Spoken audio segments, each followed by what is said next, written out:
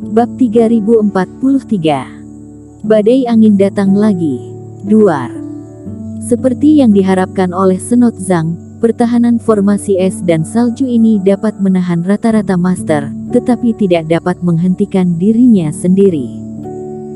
Di bawah kekuatan penuh Senot Zhang, lapisan es seperti pasta kertas, langsung terkoyak dan tersebar ke segala arah. Senot Zhang, seperti serigala lapar yang ganas, menerkam mangsanya, menuju si brewok. Teman seiman, token emas ini sama untuk semua orang. Jika kamu ingin bertahan hidup, sebaiknya mengikutiku.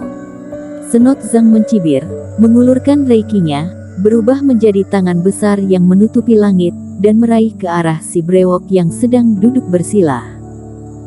Menghadapi blokade tangan besar reiki, si brewok bahkan tidak punya cara untuk melarikan diri. Namun, dalam menghadapi situasi ini, si brewok, yang memiliki wajah pucat, menatap Senot Zhang dengan sinis. Tidak ada kepanikan, kejutan, atau kecemasan. Sebaliknya, itu damai. Ini membuat Senot Zhang tiba-tiba merasa seolah-olah dia telah mengabaikan sesuatu. Dan pada saat berikutnya, tangan besar Senot Zhang yang kental, hancur ketika dia mendekati si brewok sejauh setengah meter. Ketika kecemerlangan samar muncul dari si brewok. Pada saat ini, waktu tampaknya mengalami stagnasi sesaat. Sial. Senot Zhang hampir muntah darah, kemarahannya memuncak, dan dia tidak bisa menahan diri untuk tidak bersumpah. Bagaimana bisa bajingan ini memiliki cahaya pertahanan yang sama seperti Eric Qin? Tangan besarnya yang siap menyerang, hancur oleh cahaya reiki. Jelas, ini juga harta karun dengan level yang sama dengan Eric Qin. Mungkinkah bocah Eric Qin ini bukan pelatihan tanpa partai, melainkan pejuang kebanggaan dari Sekte Agung? Harta ini sulit ditemukan. Pria ini telah menolak serangannya 6 kali, jadi mengapa masih ada? Melihat token emas sudah terlihat, Senot Zhang mau tidak mau mengeluarkan cahaya reiki lagi. Lebih kuat dari sebelumnya, bersumpah untuk melakukan upaya terakhir. Akibatnya, itu masih tidak berhasil. Di si brewok, cahaya reiki menyala lagi, menghancurkan segalanya. Senot Zhang kesakitan, cahaya ini ditakdirkan untuk menjadi mimpi buruk dalam hidupnya. Sebelum dia bisa mengucapkan ilmu sihir ketiga, naga api sudah terbang di belakangnya. Bum bum bum. Senot Zhang buru-buru berbalik dan melawan. Di bawah keengganan, tubuhnya menjadi sasaran teknik tarian naga yang dilakukan oleh Eric Qin. Organ-organ dalam yang berosilasi kesakitan, terus mundur, dan akhirnya gumpalan darah meluap dari sudut mulutnya, rupanya tidak terluka parah. Berbahaya menyerahkan lawan yang sedang bertarung dan mengambil risiko, belum lagi Senot Zhang mencoba 2 kali. Senot Zhang, kamu bajingan, karena kamu tidak punya niat untuk bekerja sama, maka lepaskan. Apa yang membuat Senot Zhang lebih tertekan adalah bahwa Clowny Li juga cemas. Aku memimpin orang, menyeret Vinola Su dan yang lainnya ke sini, dan menulis bersama denganmu, tetapi kamu berencana untuk mengambil untung. Secara khusus, suara badai terus meningkat, dan langit mulai suram saat ini. Clowny Li juga merasa bahwa badai reiki ini mungkin tidak biasa. Semua kultivator keluarga Li mundur. Clowny Li menyingkirkan Vinola Su sambil bergerak ke arah orang-orang di bawah. Menarik. Senot Zhang membenarkan kerugian tersebut dan tahu bahwa kedua belah pihak tidak dapat bekerja sama lagi. Dia menelan 2 pil dewa dan berencana untuk pergi. Ini adalah tes terakhir, tetapi sekarang telah gagal. Bukankah tidak mencari kematian untuk tinggal di sini dan menunggu badai pedang hitam? Ingin pergi. Melihat bahwa Senot Zhang dan Clowny Li sama-sama ingin pergi, dan ingin memimpin mereka kembali, Eric Qin mencibir pada saat ini.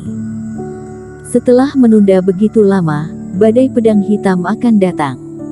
Jika kamu ingin pergi, kamu harus bertanya apakah aku setuju atau tidak. Saat Erik Kin melambaikan tangannya, dia sudah menyiapkan ratusan pil racun dan pil iblis, berhamburan keluar seperti tidak ada uang. Bum bum bum. Pil mujarab meledak, berbagai kabut beracun melonjak berkeping-keping. Dalam sekejap, seluruh formasi es, apakah musuh atau sekutu, diselimuti oleh berbagai aura erisiplas yang menakutkan. Segera setelah itu, berbagai senjata sakti Reiki yang dikumpulkan ketika saudara-saudara keluarga Song terbunuh dilempar keluar oleh Erik Kin lagi. Satu persatu, harta meledak di daerah belakang orang-orang seperti Clowny Lee dan Senot Zhang Reiki berguling, kekuatan ledakannya tidak lebih lemah dari badai Reiki. Bahkan dalam kehampaan, retakan ruang yang mengerikan meledak. Haryo Cheng, kamu gila, badai Reiki yang mengerikan akan datang, dan kamu akan mati jika tetap di sini. Kamu benar-benar menggunakan kabut beracun pada orang-orangmu sendiri, apa untungnya bagimu? Di bawah serangan ganda kabut beracun dan penghancuran diri Reiki, baik Senot Zhang dan Clowny Lee menjadi gila. Keduanya hampir tidak bisa menahan gelombang Reiki liar ini, dan mereka mampu menghilangkan erosi berbagai kabut beracun. Tapi bawahan itu, bahkan Hani Guo dan kultivator pemurnian tubuh kuno lainnya, semuanya tampak jelek dan jatuh ke tanah satu persatu.